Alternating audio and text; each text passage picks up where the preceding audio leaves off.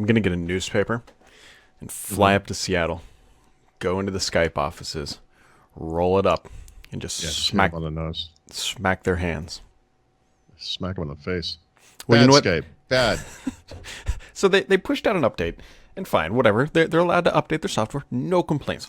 Update your software, make it better. That is wonderful.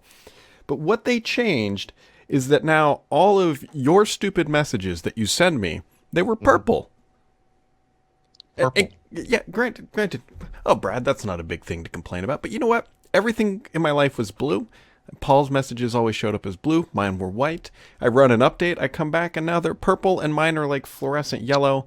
And so I had to go into the settings and change So the appearance. I have to ask, Yep. what version of Skype are you using? The terrible one. I don't even know.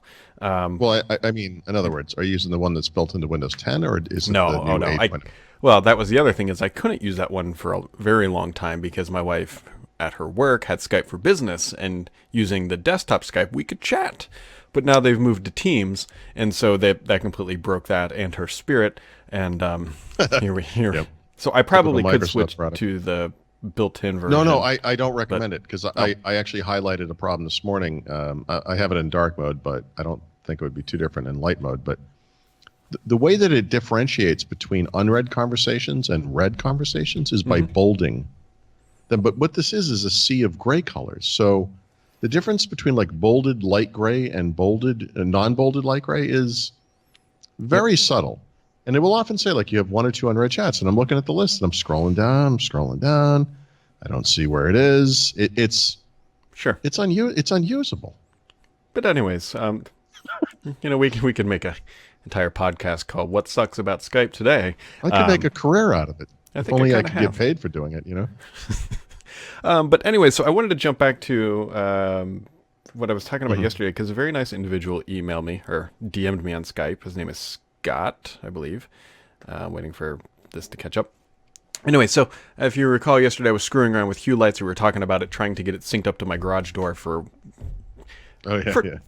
absolutely no reason whatsoever. But Scott sent me a nice message, said he was playing around with it, and so I've actually made some progress using IFT or if this then that. There's a lot of triggers that actually make this work, and this is just amazing, Paul. You're gonna love this. So when the garage door's open, the light bulb above the door is red, and when it closes, it goes back to white, which is the color. But there's also one of these things upstairs in my house called a Hue Bloom. And when the garage door is open, we now have a red light indicator inside the house. Oh, It's great. But the only problem is that the inside one doesn't always turn off when the garage door closes. It does about 75% of the time so far. And so I don't know if it's like the order of the recipe, but what I really need is like if this, then that, then that, then that. And I can't yeah, it seems like you should be able to do that. I can't figure it out, and this very well could be user error. But Yeah, I knew this would be possible. As soon as you brought this up, I was like, this is solvable.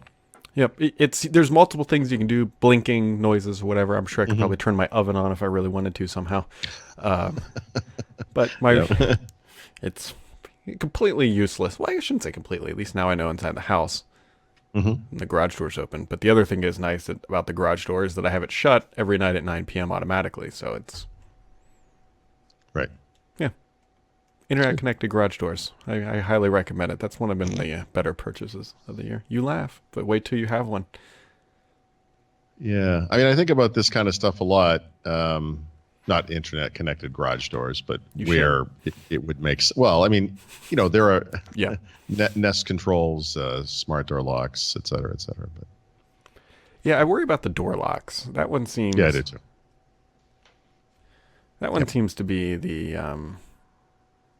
one I'm holding back on. The biggest reason is that my garage door is internet connected, and if I need to get into my house, that's how you do it. Yeah, we have it's old fashioned, like I said, but we do actually have a pin thing on the garage, and we've had cause to use it. I don't remember what the point. I think my daughter came home from somewhere, it got dropped off, and we weren't home, and she didn't have her keys because she's a teenager, and she called us, and we were like, just go through the garage. She's like, I have no idea what you're talking about. I'm like, we talked about this. Like, we have a, we went through the whole. Here's, yeah, okay, I don't know. Kids. Yeah. Yeah. Yeah. I don't know. So the next thing, and this is like peak whatever, and this is going to be the highlight of my life if I do this. So the new Nest cameras, which are way over expensive, do facial recognition. Oh boy. But you can probably see where this is going. What you could do is have it set up, shining at your front door or wherever, and if it's a face it recognizes, the light could turn green in the house, so you know to answer the door. Yeah. Right. Yeah, think about that one. That would be. I have a dog that alerts us when someone's at the door, and she's always happy to see them, no matter who they are. So, of This course, guy's here to to kill them us, it seems like wagging she's tail. going to. Yeah, exactly. Yeah, that's yeah. Yeah. So that is this is the tip of the iceberg of the nonstop journey of the smart home. And then the great thing is the power. Oh, this is the other thing that Hue fixed. Hue fixed this, Paul. This is big news. Hue fixed in their latest update, which I think it came out today or yesterday. They now have a setting so that if your power blips, all your lights don't come on when it comes back. Don't come on. Yes, because if your power goes out at 2 a.m., which this happens all the time, and then it comes back on, your whole house is lit up. I'm not sure. Okay, interesting. The only one, well, let's see. Our Hue lights are all downstairs right now, so we probably wouldn't notice that in bed, I guess. But interesting. We definitely would in our house because they'll love I can see that being a problem. Yeah. So that is the good thing. Other things that are going on, Microsoft's it's going to use a different term, screwing around with Cortana in Windows 10. Have you seen all this? They're breaking it. Well, there's some people getting an A/B test where they're like separating it out from search, which I think is the smart move. I had heard this was happening, so I don't remember what the context was, if this was like an official thing but I had heard that they were separating them out. So obviously they're testing it, see how that goes. I have to say what we obviously need is yet another button on the taskbar. Hooray for that. But the way that search has worked in Windows 10 is the way it's worked in Windows since, I don't even remember, this goes back to 98 or something. You just open it, start typing, and search happens. I mean, so you can remove those things at least. But yeah, anyway, I think this is part of a big push to kind of de-emphasize Cortana as an integrated thing and just make it a separate thing. Here's another fun one. This is, I don't even know, whatever. We talk about everything on the show. So there was a slight concern yesterday in my life, Paul, because I'm selling a book, right? With this little thing called taxes. Right. And because we're selling a book and it goes to a state, and that state wants sales tax and all that good stuff. I was talking with our accountant at BWW, and they're like, well, because it's kind of all through you and the way we have it arranged, he's like, unfortunately, this is kind of on you to figure out because it's your personal liability, because it's your book, you have ownership of it. And so I started drinking at noon and thinking but you go through, so you're not actually directly selling anything to anybody. That is the key. That is the key. So for everybody who's curious about how this actually works, and I actually dug into the accounting. I was fascinated. I got to use my accounting degree. The reason why specifically is when you sell a book on, we'll just use Amazon. I am not selling that book. What I'm doing is I'm giving permission to Amazon to sell that book. And what I'm actually getting paid which makes sense, is the royalty of that sale. I'm not selling, which it sounds like a very minor thing, but in the world of sales, that is massively different, because that means it's a royalty. It's not an actual sale. It's a payment for a sale somebody else did, which means that other person is responsible for sales tax and all of the different entities where it is sold or physically touched, which is a huge relief out of my life, because I was like, oh God, this is going to be a nightmare, but here we are.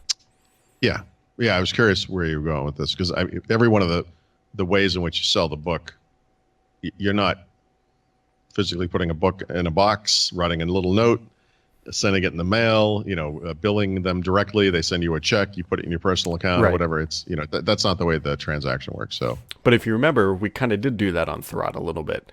we had these pre-orders, but I think we're in the clear. As the log stories, that's what I was digging into. Is like, oh God, so how does a pre-order work? But fulfillment is still again through a third party.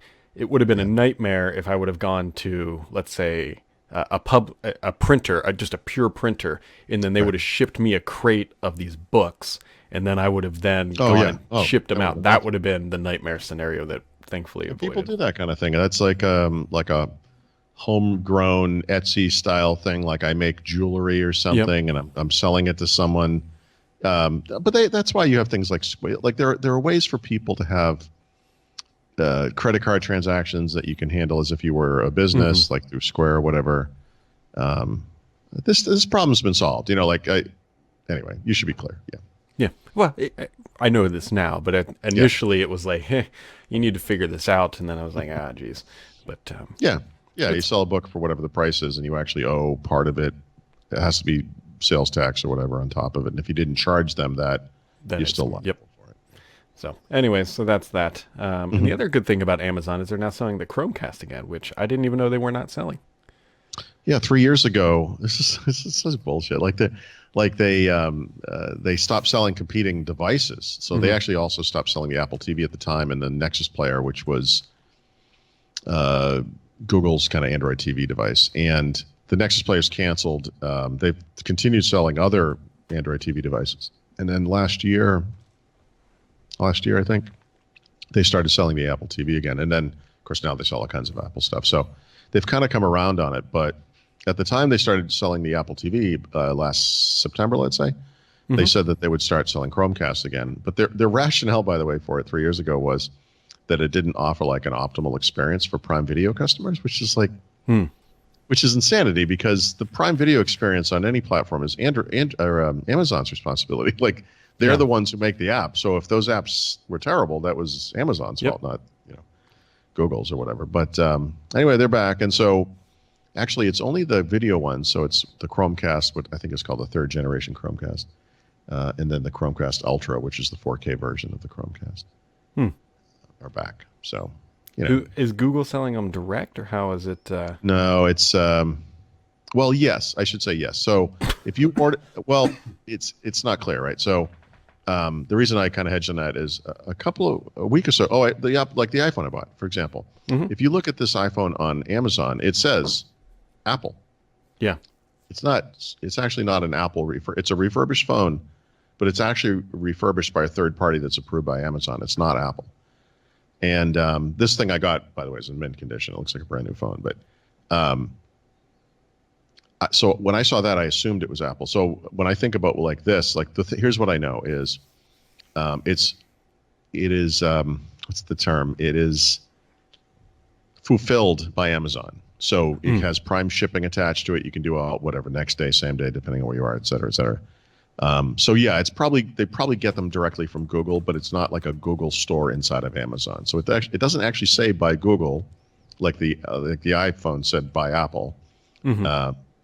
So, Amazon is this giant. I don't know how they do things exactly, but I assume they're getting them directly from Google and then selling them. The only reason I say that is because I've been looking at these Nest Cams on Amazon, which is probably where I'd end up buying them, just because. My whole entire life comes in that little stupid smiley box. And so the more expensive Nest outdoor camera, what they call their IQ wired outdoor security camera, has not been available on the website up until quite literally when I just searched this morning. Oh, really? So you think that might be part of it? I don't know, but this is also through a third party. It's not through Google. That's why I was asking. So I don't know if this is somebody who just like bought some and is now selling them, but they're selling them for the exact same price as Google does. So, well, until now, you couldn't, as a third party, sell a Chromecast on Amazon. So that was part of the deal. So maybe this is. Yeah, the reason, like when this happened 3 years ago, the reason we found out about it, other than someone noticing it, going to the website, was that Bloomberg had gotten a hold of an email that Amazon had sent out to resellers saying, as of this date, you can no longer sell these things on our site. And Amazon later confirmed it publicly that we get a quote from them. So yeah, it is possible that something has changed across the board for Google stuff. I'm sure Google went to Amazon and was like, guys, you're selling everything Apple makes now. Well, except for maybe HomePod. I think that might be the one Yeah. thing you can't get there. But what's up? And so maybe this is a thawing of relations here. Didn't they start? I wonder if they kind of nipped. Well, the thing was is that they were selling some of Google's older cameras. They have. It's confusing. They have the outdoor camera, which is their older model, which is still fine. And then they have this IQ one that does the face recognition, and that has never been on the site up until quite literally this morning. And so I wonder if they were like saying, "Hey, we're just going to go the antitrust on this because now you guys are abusing your market." Well, and people are starting to look at Amazon too. I mean, there are concerns. Amazon has created a gateway of its own type, and there are some concerns there. I think, from an e-commerce perspective, I don't think it's fair to say they have a monopoly, but they're pretty damn dominant. It could be related to that. I honestly, though, from a pragmatic standpoint, I can't imagine that Amazon's Echo speaker hardware things or Kindle Fire HDs or whatever these things they make are like a huge moneymaker, and that the services kind of are more important. In the case of Amazon Prime Video, for example, who cares if they watch it on a Chromecast or an Apple TV? Like, as long as they're in Prime, isn't that the goal? Mm-hmm. The primary goal? I don't know. Yeah, I don't understand their business, but yeah, and it's I would be very curious to see how much, if honestly, really any, they do make on that Echo hardware. But again, that's a huge thing, though. Like, any company would sacrifice revenue to say, okay, we have a physical computer in the kitchen of every home in America.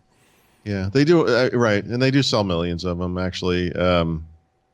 I don't think they're losing money on it. Let me qualify that. I just don't think that it's a massive. I mean, it's not like AWS or anything.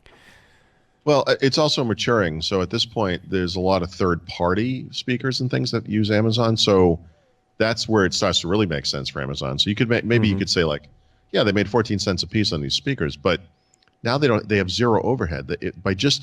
By virtue of the popularity of the platform, it makes more sense for them to license it to others to use it in their own speakers and their other stuff. And maybe this is where they can start letting in these other things because, who cares? Now it's already taken off. I don't know. I can only speculate. Yeah, as can I. I was trying to think of what else is going on. It's kind of quiet this week. Yeah, in sharp it's contrast to last week. beginning to look a lot like Christmas, if you will.